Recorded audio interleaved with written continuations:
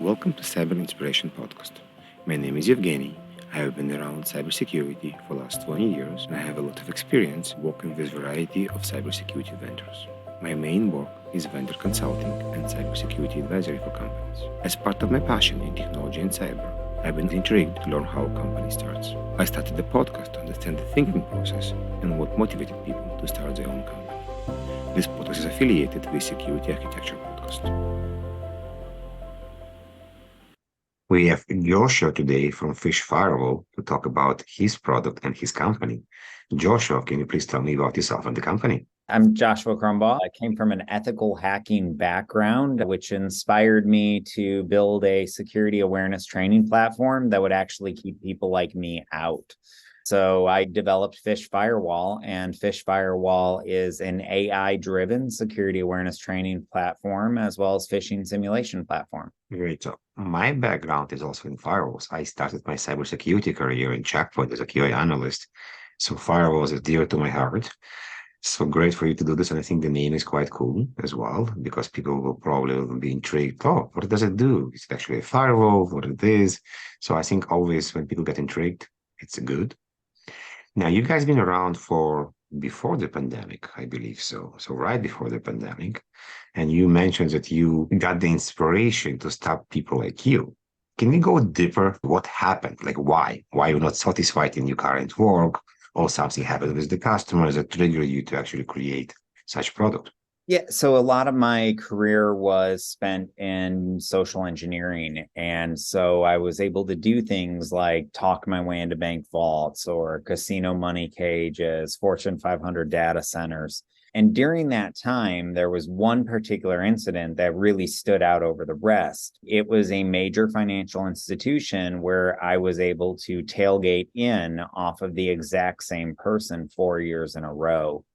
No matter what place I would go into, when I would talk to the executives about their human security problems or their security awareness problems, I would hear the same thing. And it was, you can't patch stupid.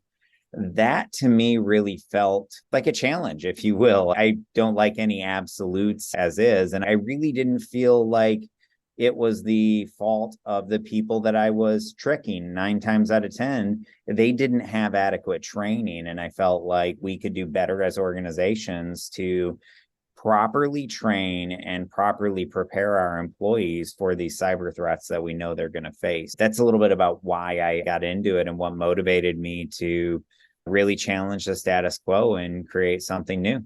That's stupid or is maybe nice? Because if I'm going to a building and you coming after me, I may be nice. I don't want to ask you, do you really work here? I remember when I was still working full time, one of my friends was doing a long engagement for 6 months in Vegas. And he was traveling back and forth, and he didn't even come to the office for 6 months. And he have a new reception. And when he came, he's like, are you work here? And I'm like, yes, I'm the CTO of the company. I was just not around for a long time. So it was interesting because we don't always know who is coming and who is going. Maybe you're not dressed nicely and you look executive and you're following me and you project that you're supposed to be here and nobody will ask you anything because they're nice or polite or don't want to get out of the comfort zone. Yeah. And I mean, the opposite side is when I'm not supposed to be there, if I wear a really nice suit, 9 times out of 10, no one's going to ask me who I am, why I'm there, if I'm supposed to be there. And I agree completely. It's not stupidity, it's kindness. And when you look at these social engineering attacks that target our people, they are targeting what are called these cognitive biases. So we all have mental shortcuts that we use to quickly make decisions every single day. And the bad guys exploit this. They know that we use these mental shortcuts and they know how to exploit them to get us to do things we wouldn't otherwise do. We have an idea. And during this time, even 5 years ago, there was still quite a lot of companies that are doing security awareness training, like more than I have a fingers. There are quite a lot of them. What did you do next? Did you actually went to customers and validate the idea, or you went to build the application? A little bit of both. So during the process of trying to figure this out and develop methodologies to do what I call social engineering for good, I was over in Europe, ran into some professors that were working on developing curriculum about exactly this. how do we build effective security awareness training programs inside our organizations? And so the collaboration of their work as well as my own really allowed me to get that deeper dive into it. And so after we published this curriculum, I went and took those methodologies that we had defined and I built them into an AI, which is now PhishFirewall. Did you went and raise money with the idea or with the product? We already had the products. We built the products in the garage, if you will. So we had a consulting company that we used to allow us to develop the product and test it and prove the concept and the theories out on actual clients. And that really did help to drive some of the growth, is seeing those enterprise needs and unique challenges that they faced and having the opportunity to go to the drawing board, if you will, and find solutions for some of these more unique challenges. By having a product, did you, it was actually easier to raise money, or you guys stayed with kind of self motivation and you using your own money? I don't know. I've heard a lot of different people tell different stories about how easy or difficult it was to raise money. The reality is that it wasn't super easy to raise money. I think once we found the right investor, it went pretty quickly. But I think that's the case for almost everybody. And so I honestly don't know how my experience compared to others, but raising capital is a difficult process no matter where you're at in your business. And you really have to have all your ducks in a row, for lack of a better term. You have to know the answer to every question before it's answered. And you really, truly need to know what you're doing, or no one's going to trust you with their money. You can recommend something for the new entrepreneurs that's watching or listening to us right now from your experience. What's going to be like the few points? When you do get that funding, just take your time. You're going to feel very rushed to hit those numbers, but take your time and be strategic about your decisions and about your movement, because there's a lot of pressure and it's all too easy to want to just jump and to almost try and move too quickly. And when you do, you make mistakes that you might not make otherwise. Good advice. Thank you. So you have a product, you have money, you need to hire the bigger team. And this is the part that always intrigued me. How do you create culture? How do you decide who to hire? I think you want to make sure you have a lot of options for each candidacy. And my rule is at least 3 good picks. So if we only have one person that we really like for the position, then we have not advertised enough. We have not collected enough resumes. I want to have 3 people that I like and try and narrow it down between those 3 in order to help make sure that I get better people. That being said, I think that one of the rules for a startup is to hire slow and fire quick. And when you're growing that, you really do want to take your time hiring the person to make sure that you have the right people. But if at any time you find that maybe you don't have the right person in one of those positions, don't be afraid to change course and correct things. So let's go deeper on the idea of I like or my team likes. Do you need to hire people that you like, that are similar to you? Or you need to hire people that you like, but they're potentially different than you? They may challenge you, they may let you think differently, they may point on a different direction. Challenge, I mean like a challenge in a good way, that will help you to see something that the qualities you potentially don't have. I think you want both types of hires early on. You certainly want the ones that are going to think every idea you have is a great idea, but you also want the people that are going to challenge you. I think both are important and can help.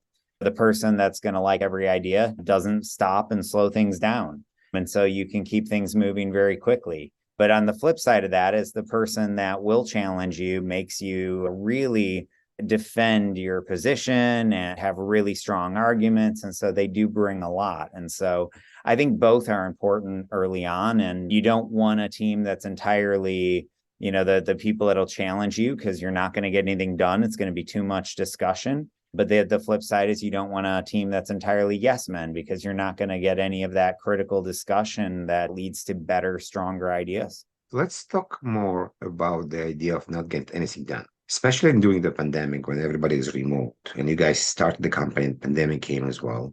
How do you manage tasks? How do you make sure you're actually productive and not just talking about stuff and not accomplishing anything? I think it really comes down to each person on an individual basis, but make sure you have some good project management tools in place, like a Jira or something like that, to help manage those tasks. But I know for us, we have a lot of short little scrum meetings, 15 minutes at the beginning of the day to make sure that we're on the same page.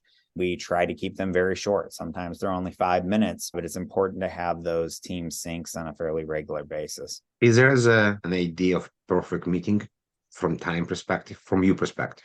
Like I know for me, it's 7 minutes. 2 minutes to talk about life, 5 minutes to talk about the project, and we're done. I don't know about that. I think I've sat in 3 hour long meetings that needed to be 4 hours. And I've sat in on 15-minute long meetings that could have been done in 5 minutes. I think there's definitely that rule that any job will expand to fit the size of the time it's given. And that's especially true with meetings, where if you give it 3 hours and you only needed 15 minutes, it'll take most or pretty much all of that 3 hours. But the flip side is I do think sometimes it's good to just huddle, circle the wagons and get your team together and have those really long meetings where you just figure out some difficult challenge or something that you've been working on. You are mostly technical person in the beginning, but as a startup, you need to do sales. Founding lead sales, nobody cancel it, probably going to be here for a very long time. Tell me about this experience. What did you like? What did you don't like? Probably still doing them right now. And how did you learn to evolve in the role? I thought I knew sales when I started this because I had done some more technical sales, but I certainly didn't know the sales process from start to finish. And you're spot on. Then that's something that I learned early on, was that I needed to be the company's top salesperson. And that was my number one and only job. It's definitely been interesting and a little bit of a learning curve. I think, especially for technical founders, it can be difficult to set down the technical details of their business or to let go of the technical details and to focus on just the sales side of things. But I guess it came naturally. I know the product better than anyone else in the world. I imagine that it'll stay that way for a long time. And so there isn't anyone better than that founder to get out there and to evangelize and talk about the product and to sell it. And I think it's a necessary evil, if you will. And I enjoy it. If my schedule is not booked all day, I barely know what to do these days, because sales is 90% of my job. In what point you let go and let somebody else sell the baby? I think as soon as you can, honestly, but I think early on, that's not something that you can just easily do, is let go and let somebody else sell.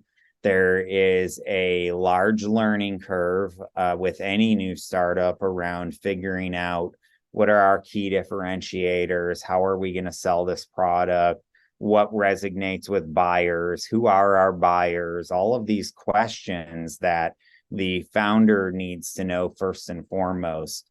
And as you start getting better and better at it, I think that you can do less and less of the sales, but the founder is so critical in sales, especially in the early days. Fair. Let's go to talk about marketing. I have this concept of chicken and the egg. If a customer is asking for a feature, you can say, yes, we have it, and you go develop it. Or you say, no, we don't have it right now, but we're going to have it in the next release. Or if you buy the product, oh, sorry, Mr. Customer, it's not something we think we need to be doing. What is your approach? I think most of our development is led by client demand. And so we listen to our clients and what they're asking for and try to deliver. There is a little bit of a balancing act that between what our clients are asking for, what we see as market differentiators, things that we need in order to be more competitive in the market, and things that we see as efficiencies within our product as well. It's a bit of a balancing act, but we try to be heavily driven, or we try to make sure that our roadmap is heavily driven based on our customer requests and demands. And honestly, our customers know what they need better than just about anyone else. And so it's rare that I get a request that it just seems like it came out of left field that really doesn't make much sense. Makes sense. I'm wondering if there was a moment that you knew you're in the right direction. So we had an idea, you build it, start selling this, and then something happened. Customer feedback, big deal, money. You know what? We're building something right. We don't need to pivot anywhere. This is what we need to do and continue. I think the big thing for me that was that eye opener was when we built our AI, we personified her. In the process of doing that, we had created an actual email address for our AI. Now, it was purely for sending, and we never really expected any of the users to respond and to write our AI. But early on, we started getting emails, candid emails from users saying thank you for the training, or even giving us ideas on how to phish their coworkers. And that was the moment when we got actual thank yous for doing security awareness training for me that said, okay, we're doing something right.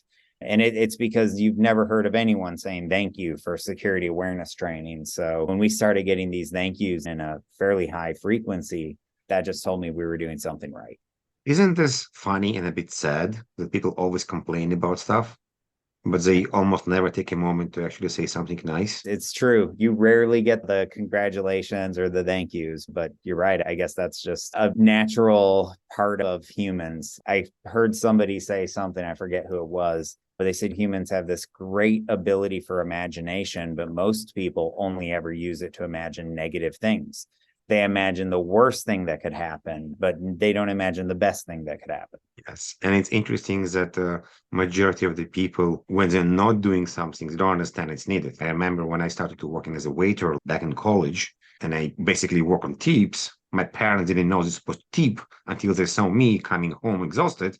Oh, okay, this is how I make money. For them, it was an eye-opening. They started to tip all the time because they realized how hard is the work. Or if you're doing blogging, you never pretty like a comment on other people's blogs because you don't understand the effort it takes people to write them. And there's many different examples in life that Yeah, absolutely. Everyone's biased by their own experiences and life and what they've been through. And the more they've been through, the more likely they are to truly have a passion or that empathy for the person in that similar situation. if you go back to the beginning, would you change anything in the way you started the company? Yeah, I probably wouldn't, other than maybe a few of my early business partners that I ended up buying out. I wouldn't have invited them in to begin with, and I would have saved myself a couple dollars. But I think that's about the only thing I would have changed. Our approach, what we've been doing, I think sure we've learned some lessons the hard way, but those are often the most memorable lessons as well. Let's go deeper on you. We all have bad days. This is part of the entrepreneur's day by day family. What do you do to get back on the horse, to get back in life? It's meditation, walking on the beach, singing, karaoke. Everybody's different. For me, it's just push through. I've definitely had those times where I questioned why I ever started the business to begin with. I think everyone has, at least anyone who started a business, that is. But just power through and realize that often it's right after some of your biggest obstacles that are the times when your biggest opportunities come through. The bad days come with good days. We're going to switch topics and talk about dark side. This is the time where we talk about stuff that didn't work or was a big failure. Maybe learn something from them. So definitely don't share anything confidential or whatever you can share. You mentioned bad hires, bad partners, bad POCs, whatever it is. I think the biggest one was we had this idea back in the day for what we called scareware, malware that was completely harmless, but designed to scare the heck out of the user if they run it. We realized early on that was a bad idea. It was really cool, though, I will say. It would first take over and pop in front of everything, and it would have a message that would say, you just downloaded software from a random site on the internet that you don't know, and they'd have to click I understand. And then it would continue on with this story, and they'd end up clicking I understand 13 different times.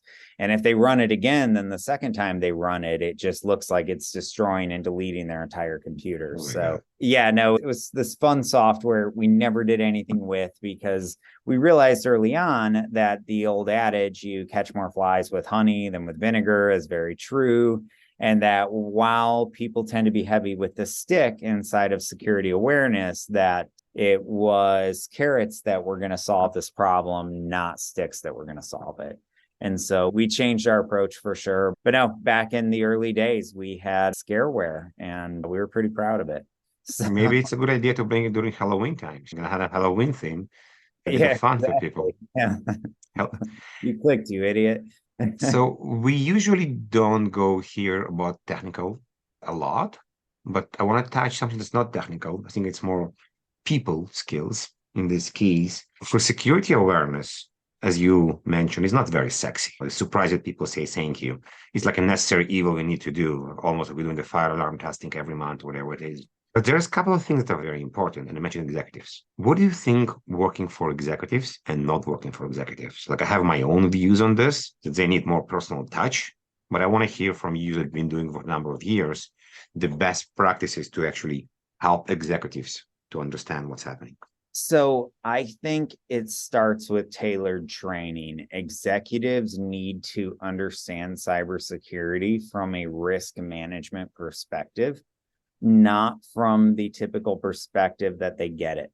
They don't care about, hey, malware might get on my computer if I click this. They do care about, hey, if I click on the wrong thing, it could potentially expose our company to a ransomware attack and we could pay $5 million or whatever. So I think part of it comes with just helping them better understand risk, because at the end of the day, their job is largely risk management for the organization. And when you tie cybersecurity to risk, it helps them better understand that and better do their job as it pertains to cybersecurity. I know a lot of people omit their executives from the security awareness training. I see it still to this day. I think it's a terrible idea. There's a couple reasons it's a bad idea. The first one is that to truly create that culture change that we're all going after, we have to drive top-down leadership. And that means that the executives need to be leading by example. But the other aspect of that, I think, makes it a terrible idea is that executives do tend to be one of our more at-risk groups. If you send the right email to most executives, they will fall for it. And so they need that training just as much as anybody else in the organization. And just because they have the ability to fire anyone in a whim if they get upset does not mean that they should be ignored from that training. And I also find that it's really good to create mentor-mentee relationships within your organization. And so if you take the groups or the departments that are really doing well, and you team those department heads up with the departments that are really struggling, you can work to better create that culture change. When you don't even have the top executives involved, you're not going to get that engagement really from any level or any layer of management. I think it's a very good advice, concise and to the point. Joshua, thank you very much. It was a pleasure talking to you. You guys bring very important part in a not sexy topic, but something very fundamental and important. Thank you very much for being here today. Yeah, thank you. Everybody that's listening, thank you very much for tuning in and hope to see you next episode.